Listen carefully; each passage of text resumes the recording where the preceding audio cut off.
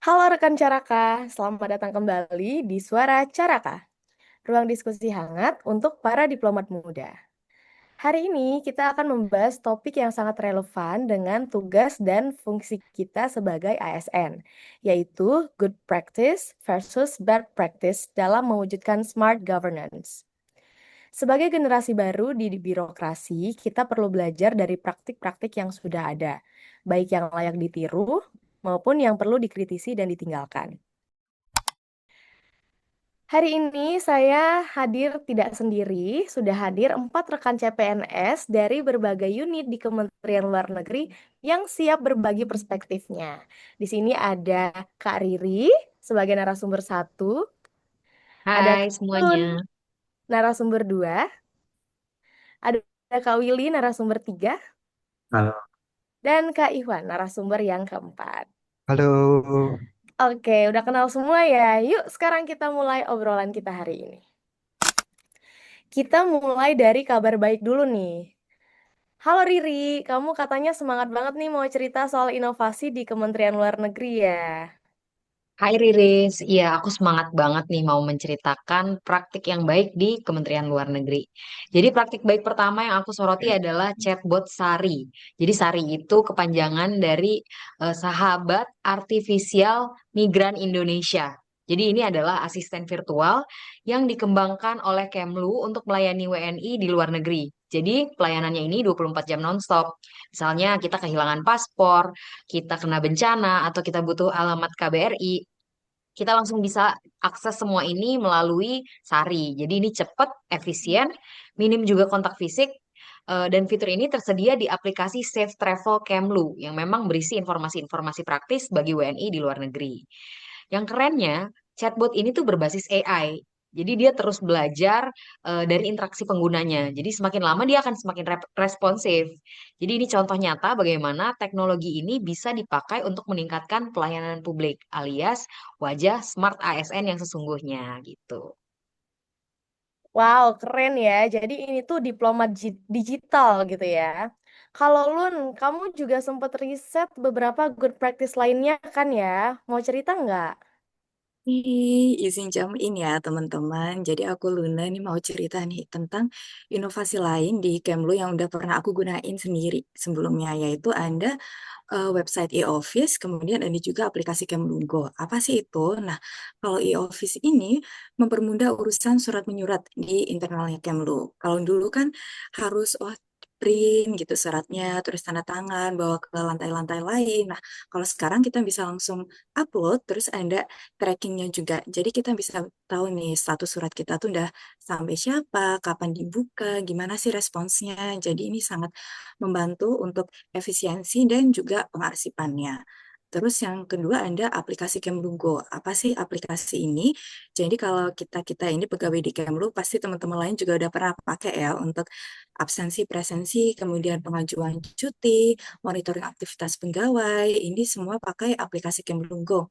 Jadi untuk data-datanya ini membantu banget untuk integrasi ke sistem penggajian, terus buat evaluasi kinerja juga.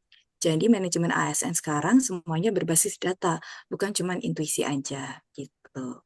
Wow, berarti bukan cuman keren secara teknologi aja ya, tapi juga memperkuat sisi transparansi dan akuntabilitas ya. Betul banget tuh, tapi menurut aku yang bikin semua inovasi ini berhasil tuh karena ada kombinasi tiga hal. Yang pertama, ada pimpinan visioner yang terbuka pada perubahan digital. Yang kedua, ada SDM ASN yang kompeten dan dilibatkan sejak awal. Dan yang paling penting nih, koordinasi antar unit. Inovasi itu nggak bisa jalan kalau kita kerjanya ya cuma dalam lingkungan kita aja. Kita jadi bisa inovasi lebih banyak lagi. Dan kalau kita ingin inovasi kayak e-office dan Kemlugo, yang bisa diperluas di unit-unit lainnya, ya kuncinya tentu saja adalah konsisten dan sinergi. Jadi smart governance itu butuh smart collaboration. Betul nih, aku izin nambahin dikit ya. Menurutku keberhasilan ini juga nunjukin pentingnya talent management di ASN sendiri. Penempatan pegawai yang sesuai dengan minat dan kompetensinya itu dengan melibatkan mereka dalam pengambilan keputusan digital, bikin kita semua lebih semangat dan pastinya bertanggung jawab dalam pekerjaan masing-masing. Oke, sekarang kita coba geser ya ke sisi gelapnya birokrasi nih. Kalau tadi kan yang baik-baiknya, sekarang kita coba ke yang sisi berbeda. Praktik-praktik kerja yang nggak maksimal gitu. Coba aku pengen tahu pendapat dari Willy duluan, boleh? Oke, jadi kalau menurutku salah satu kendala yang paling besar adalah adanya fragmentasi aplikasi. Jadi kita harus input data ke terlalu banyak aplikasi seperti Prisna, Imonev, Sakti, Aksi, Ikenerja, dan sebagainya. Masalahnya tidak semua aplikasi ini terintegrasi. Jadi kita kayak kerja dua kali, data sama, sistem beda, format beda, waktu dan sinergi ASN jadi terkuras cuma buat re-input. Nah, aku sepakat banget nih sama Willy. Bahkan sebenarnya ya, udah ada tuh infrastruktur kayak Cloud Kemlu, Drive Kemlu, dan Kemlu Chat.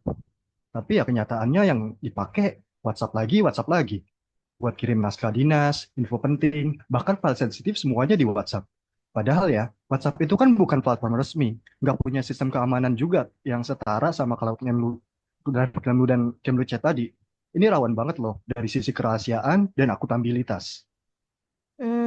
Bener juga sih. Berarti ada gap gitu ya antara infrastruktur digital yang tersedia dengan budaya kerja yang belum beradaptasi.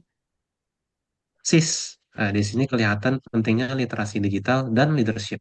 Banyak ASN yang akhirnya kembali ke kebiasaan lama karena satu, tidak semua aplikasi user friendly, dua, tidak ada pelatihan yang memadai, tiga, atasan pun tidak memberi contoh penggunaan sistem resmi. Padahal teknologi bisa jadi pengungkit kemajuan, misal ada change management yang tepat. Dan jangan lupa, praktik buruk ini juga berkaitan dengan manajemen ASN. Kalau atasan tidak tahu siapa yang bisa urus IT, siapa yang cocok di administrasi, ya akhirnya semua disamaratakan. Padahal prinsip merit itu harusnya bisa mengurangi inefisiensi ini. Wah, pembahasannya udah makin dalam ya jadinya. Kalau kalian bisa kasih saran nih buat Kemlu atau instansi lain supaya praktik baik makin tersebar dan praktik buruk bisa ditekan, apa sih yang harus kita lakukan? Kalau menurut aku ya, bagi kita itu supaya kita bisa menjadi lebih baik, kita harus mengadakan forum rutin antar unit. Jadi kita bisa saling berbagi inovasi dan kita bisa berbagi juga cara-cara untuk problem solving. Nggak harus besar, bisa mulai dari mungkin morning coffee gitu ya, sesi-sesi berbagi yang ya sekedar mengobrol aja gitu dulu. Menurut aku juga nih yang penting lainnya adalah pemetaan kompetensi ASN ini yang dibuka secara internal. Jadi semua penempatan, promosi, mutasi itu bisa jadi lebih objektif. Ini memperkuat sistem merit dan mencegah praktek KKN terselubung. Sejauh ini sih kayaknya Kemlu udah melakukan ya. Semoga instansi lain bisa mencontoh Kemlu untuk melakukan pemetaan kompetensi ASN ini. Oke, aku juga izin tambahkan ya. Kita juga perlu memberi insentif untuk inovasi. ASN yang berhasil mengembangkan sistem atau aplikasi yang terbukti efisien harus diakui baik dengan penghargaan, pelatihan lanjutan, atau bahkan rotasi strategis. Aku juga mau nambahin nih terakhir. Seharusnya dibentuk komite digital internal yang bisa jadi jembatan antara pengguna dan pengembang aplikasi. Jadi semua masukan dari pengguna itu bisa ditampung dan bisa dieksekusi sama pengembang aplikasi. Teknologi itu harus user center, bukan sekedar compliance.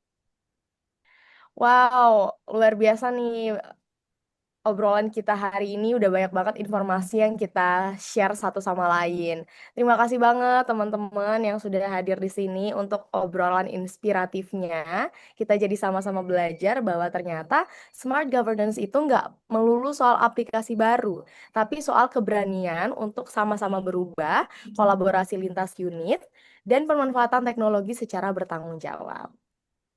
Sebagai ASN muda, kita bukan cuma sebagai pelaksana aja, tapi kita juga agent of change. Jadi yuk, kita mulai dari diri kita sendiri menjadi ASN yang profesional, proaktif, dan berorientasi pelayanan.